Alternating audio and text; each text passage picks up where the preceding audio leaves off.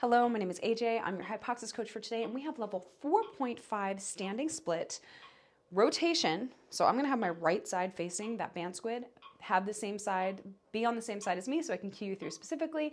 And it's the near foot, meaning my right foot is gonna be forward in that standing split. So let's begin. I'm gonna hold the yellow band overhand grip. If you're working with a HYPOXiX coach and they've suggested some other resistance for you, sets, reps, breath, follow their prescription because that's based on your assessment and that's going to optimize your program. Otherwise, this is a perfect starting place, so let us begin.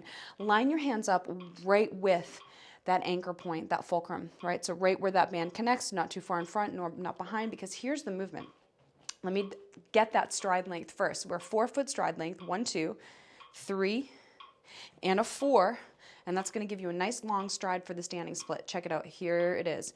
We punch front here. Notice how I'm resisting rotation. So I'm not letting my hands move to the right, and I'm using my obliques and my glute and several muscles on my back to prevent rotation. Now today we're adding in our 6-beat breath retentions, level 5 breathography. So I'm loosening my ab ribbon, our ab ribbon on the engaged exhale and keeping it loose on the breath retentions. Only pausing the movement when we get to that engaged inhale. Now let's get specific. So hinge at the hip. Make sure you're not moving at the low back to hinge. Practice this real fast. Make sure the hinge is coming from the hip joint. Now, right foot, there's a lot happening to increase activity of that glute. The pressure is under the big toe and the inner heel, something called pronation. And then our knee is shooting a laser over the third toe. It's not here, but over the third toe. And additionally, it's stacked over the ankle, perpendicular with that lower leg bone. When I cue ground resistance, what I mean is pull the right foot back toward the left foot. So if the floor is slippery, the foot would pull back just like that. That's crucial. Okay, so let's practice. Big toe heel, pull that foot back. Oof, you feel those hamstrings, feel that glute. Now, I'm staring at my knee. It's a fixed point gaze. We work the visual fields in every single one of the HYPOXiX exercises to challenge the muscles of the eyeballs, the nervous system, the cognition. Let's challenge our eyes in our movement sessions. Why not? Life is too short, the days are too short, so let's get it all in at once. So we're staring at the knee when we're here, but when we come upright, we're finding panoramic points. We're working our panoramic view. I'm finding a point on my left, I'm finding a point on my right. Find it now, lock it in. That's what you're staring at every single time you come up. It changes the shape of the eyeballs, changes up the nervous system, the cognition. It's important. Okay, so let's practice again. We're here, that ground resistance is pulling that front foot back, and we're panorama. Now, the head is pressing back in HYPOXiX headstands the entire time. Like there's a pair of hands behind the head, you're pressing back, but you're also simultaneously getting lifted up. You're creating height in the spine, like those hands are pulling the head up, creating height, decompressing the spine the entire time you go through this exercise. Additionally, make sure that your ab ribbon is parallel to the ground. If that left side falls lower than the right side, you know you've lost your pelvic stability. Don't try to reach the knee to the ground by dropping the left hip. In fact, you want to keep the pelvis level and you will feel that glute a lot more. So only go down as far as you can, keeping the pelvis level.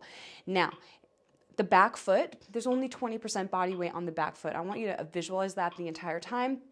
80-20, 80% on the front foot. Of course, a little more will go on the back foot when you come upright, but I want you to visualize there's 80% body weight on that front foot the whole time. The weight is on the third toe of the back foot. So we get big toe, inner heel on the front foot, and third toe on the back foot. I know it's a lot of layers. If it's your first time, I want you to focus on staying connected to the breath, breathing in tandem with me, and staying connected to your ab ribbon. Loosening on that exhale, keeping it loose on the breath retentions, and not moving in the low back. The other layers will come with time. They're there to optimize your standing split, but if you don't get them all in the first time, that's fine. Just practice integrating your breath with the movement. So now we're gonna practice it from our zip up posture prep. Inhale, hiss, 2, 3, 4, 5, inhale 1, inhale 2.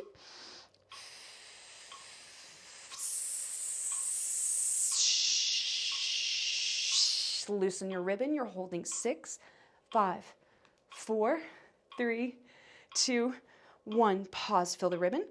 Inhale, ground resistance, panorama, stare at the knees. Loosen your ribbon. You're holding 6, 5, 4, 3, 2, 1. Pause, feel the ribbon. Panorama.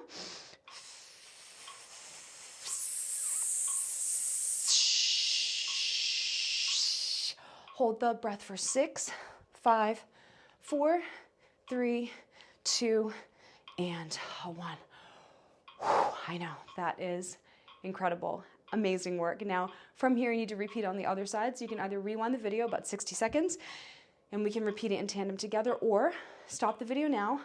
You can try it on your own. Just stay true to that tempo, frequency, intensity, and duration of your breathography breath cycles. Inhaling, always tightening your ab ribbon on the inhale, loosening the ab ribbon on the exhale. You may want to put a metronome on your phone at 60 beats per minute just to practice that 2-second inhale and that slow 8-second exhale, always loosening that ribbon, keeping it loose on your breath retentions.